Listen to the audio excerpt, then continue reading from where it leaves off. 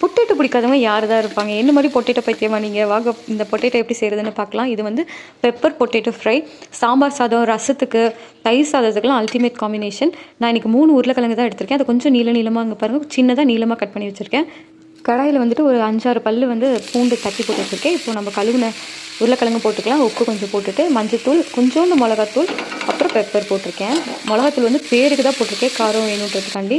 லாஸ்ட்டாக கொஞ்சம் பெருங்காயம், 1/4 டம்ளர் தண்ணி ஊற்றி நம்ம மூடி வச்சிடலாம். சிம்லேயே வச்சுருங்க. ஓரளவு வெந்ததுக்கப்புறம் கருவேப்பிலை ஃப்ரிட்ஜில் வச்சது தான், நல்லா ட்ரை ஆயிடுச்சு. அதனால் நல்லா கசக்கி அதை போட்டாச்சு. இப்போ பாருங்கள் எவ்வளோ கிறிஸ்பியான பொட்டேட்டோ ஃப்ரை ரெடி ஆயிடுச்சு. நீங்கள் சிம்மில் வச்சுட்டு ஒரு 5 to 10 மினிட்ஸ் விட்டிங்கன்னா இன்னுமே நல்லா கிறிஸ்பி ஆகிடும். உள்ளார நல்லா சாஃப்ட்டாக இருக்கும். நான் இப்போ ஒரு டிப் சொல்கிறேன் பாருங்கள். அடுப்பு ஆஃப் பண்ணோடனே கடாயிலேருந்து உடனே உருளைக்கிழங்கு எடுத்துறாதீங்க. அப்படியே ஒரு 10 மினிட்ஸ் விட்டுருங்க. அந்த ஹீட்லேயே ஒரு தம் போட்ட மாதிரி நல்லாவே வந்து இன்னும் கிறிஸ்பி ஆகும். கண்டிப்பாக இது உங்கள் வீட்டு செல்ல குட்டீஸ், பெரிய குட்டீஸ்னு எல்லாத்துக்கும் செஞ்சு கொடுத்து அசத்துங்க. நெக்ஸ்ட் வீடியோவில் பார்க்கலாம். டூடல்ஸ்.